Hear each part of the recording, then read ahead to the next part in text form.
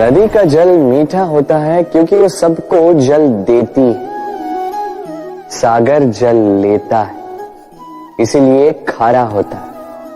और नाला उसका बहना रुक जाता है और इसी कारण से वो दुर्गंधपूर्ण हो जाता है, किसी काम का नहीं रहता। हमारे जीवन में भी कुछ ऐसा ही होता है।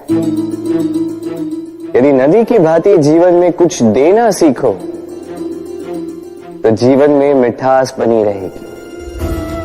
यदि सागर की भांति बांटने के स्थान पर केवल संचय करते रहो तो मन में खटास बढ़ती रहेगी। और यदि नाले की भांति बहना छोड़ दो, कर्म करना छोड़ दो तो किसी काम के नहीं रहोगे। इसलिए बिना किसी विराम के कर्म करते रहो और जो कुछ भी आपके पास है उसे बांटना सीखो। मन प्रसन्न होकर मेरे आसपास ये वृक्ष, ये पौधे, ये पुष्प देख रहे हैं आप? है ना सुंदर?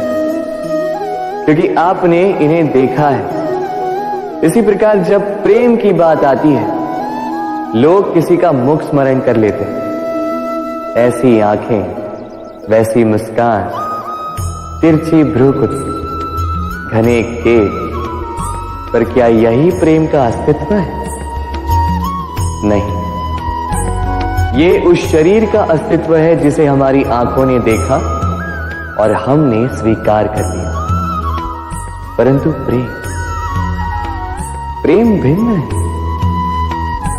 प्रेम उस वायु की भांति है जो हमें दिखाई नहीं देता, किंतु वही हमें जीवन देता है। संसार किसी स्त्री को कुरूप कह सकता है क्योंकि वो उसे अपनी तन की आंखों से देखता है, परंतु संतान उसी माता को संसार में सबसे सुंदर समझती, क्योंकि वो भाव से जुड़े। तन की आंखों से देखोगे तो वैसे भी पहचान नहीं पाओगे जैसे राधा मुझे पहचान नहीं पाई। इसलिए यदि प्रेम को समझना है तो मन की आंखें खोलो और प्रेम से कहो राधे राधे। जब भी प्रेम की बात आती है हम सबसे पहले मन में एक नायक और एक नायिका का चित्रण कर लेते हैं। क्यों? आपके साथ भी यही होता है ना? पर क्या प्रेम केवल नायक नायिका के आकर्षण का बंधन है? नहीं, प्रेम तो परिवार से हो सकता है, माता पिता भाई बहन से हो सकता है, सखा मित्रों से हो सकता है, देश और जन्मभूमि के लिए हो सकता है, मानवता के लिए हो सकता है, किसी कला के लिए हो सकता है, इस प्रकृति के लिए हो सकता है। पर प्रेम कभी उस पन्ने पर लिखा ही नहीं जा सकता जिस पर पहले ही बहुत कुछ लिखा, जैसे एक भरी मटकी में और पानी आ ही नहीं सकता। यदि प्रेम को पाना है तो मन को खाली करना होगा, अपनी इच्छाएं, अपना सुख सब त्याग कर समर्पण करना होगा। अपने मन से व्यापार हटा दो, तभी प्यार मिलेगा और मन प्रसन्न होकर बोलेगा राधे राधे। प्रेम विधाता की सबसे सुंदर कृति, परंतु हर कृति को संभालना पड़ता है। अब इसी मूर्ति को देख लीजिए। जब कलाकार ने इसे रचा तब ये बहुत सुंदर थी, परंतु इसके पश्चात इसे संभाला नहीं गया। इसके स्वामी ने इसके देखभाल का कर्तव्य ठीक से नहीं निभाया और अब यह मूर्ति असुंदर लगने लगी। इसी प्रकार केवल कह देने से प्रेम नहीं हो जाता।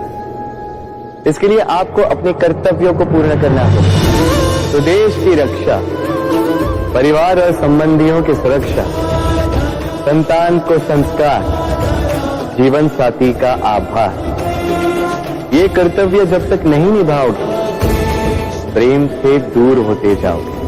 तो यदि प्रेम का अमृत पाना है तो कर्तव्य की अंजलि बनानी होगी और मन से कहना होगा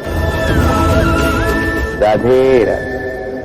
प्रेम संसार का सबसे पवित्र बंधन है, पर सच पूछो तो ये बंधन से मुक्ति है, स्वतंत्रता है।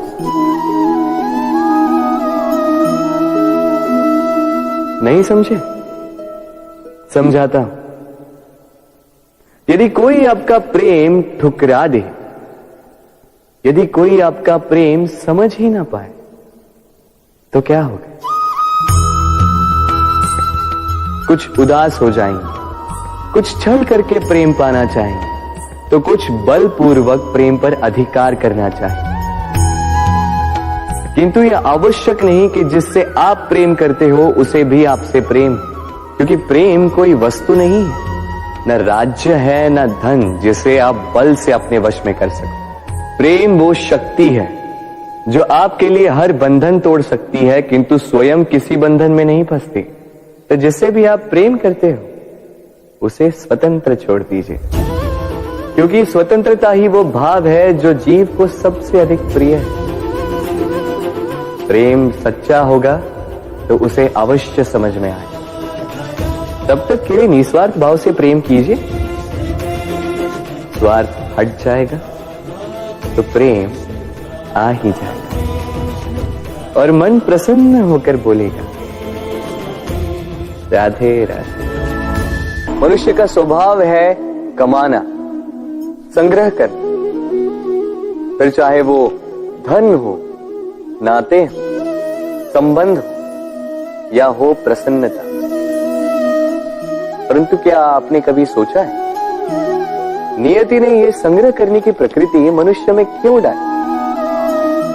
एक बीज से पौधा पनपता है, उसके भोजन से फल संग्रहित होता है। क्यों? इसलिए ताकि वृक्ष उसे स्वयं खा सके? नहीं, बल्कि इसलिए ताकि वो भूखे जीवों में बांट सके। अब आप पूछेंगे कि इसमें वृक्ष का क्या लाभ? लाभ है, क्योंकि जो बांटता है वो मिटता नहीं। जो फल ये जीव खाते हैं वो उसके बीजों को वातावरण में बिखेर देते हैं, जिससे जन्म लेते हैं नए वृक्ष। उसकी जाति, उसका गुण, उसकी मिठास अमर हो जाती है। इसलिए स्मरण रखिएगा, अमीर होने के लिए एक एक क्षण संग्रह करना पड़ता है, किंतु अमर बनने के लिए एक एक कण बांटना पड़ता है। राधे राधे। मन बड़ी ही विचित्र कृति है ये मन। शरीर के किस अंग में बसता है कोई नहीं जानता, किंतु संपूर्ण शरीर इस मन की इच्छा साकार करने के लिए प्रयास करता रहता है। अब यदि मन कुछ खाने का करे तो व्यक्ति उसकी वनों उपवनों की इच्छा साकार करने का माध्यम ढूंढता रहता है। अब यदि मन किसी को शत्रु समझ ले तो व्यक्ति उसे नष्ट करने का हर संभव प्रयास करता है। अब यदि मन किसी से प्रेम करे तो उसकी प्रसन्नता के लिए हर सीमा लांघने के लिए सज्ज रहता है। परंतु जीवन सुखद हो इसके लिए आवश्यक है कि मन खाली हो। इस बांसुरी की भांति भीतर कुछ भी नहीं, न राग है न द्वेष, तब भी तार छेड़ने पर स्वर निकलता है। इसी प्रकार मन को भी भावनाओं से मुक्त रखना आवश्यक है। स्मरण रखिए, मन में कुछ भर के जियोगे तो मन भर के जी नहीं पाओगे। राधे राधे।